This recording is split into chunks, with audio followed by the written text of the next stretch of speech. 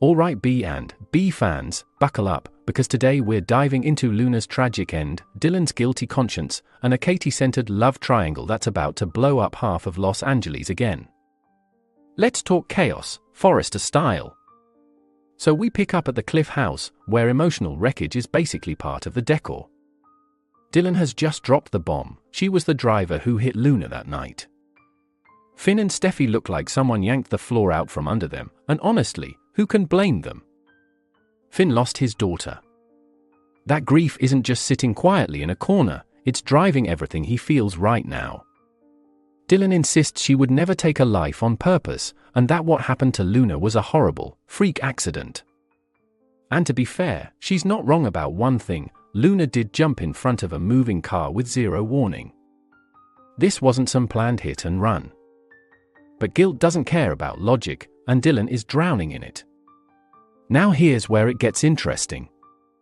Once Steffi and Finn push past the initial shock, they're likely going to offer reassurance, because that's who they are when they're not fighting Sheila or protecting their kids from whatever psycho wandered into town this month. Steffi knows what it's like to live with trauma. Finn knows what it's like to be tied to darkness through no fault of his own. So do they become Dylan's emotional lifeline, or do unresolved grief and anger twist this into something uglier down the road? Don't forget, B has a long history of accidents that come back to haunt people.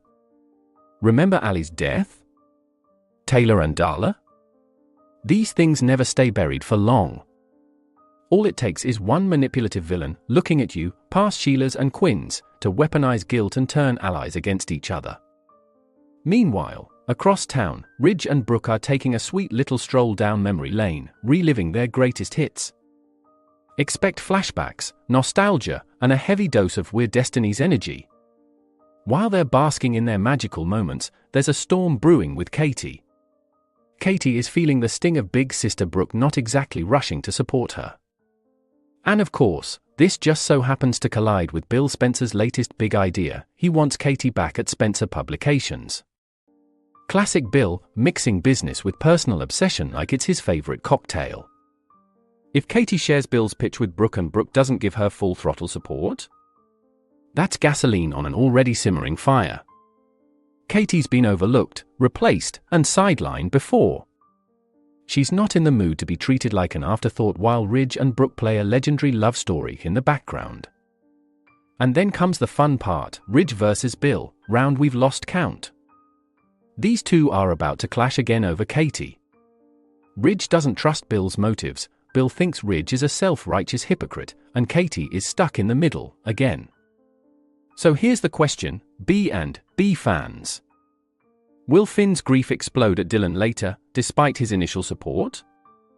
Will Katie finally choose herself instead of being a prize in the Ridge-Bill ego war?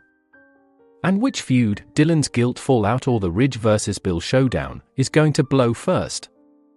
Stick around, because this is B, and the next episode could be the one that changes everything.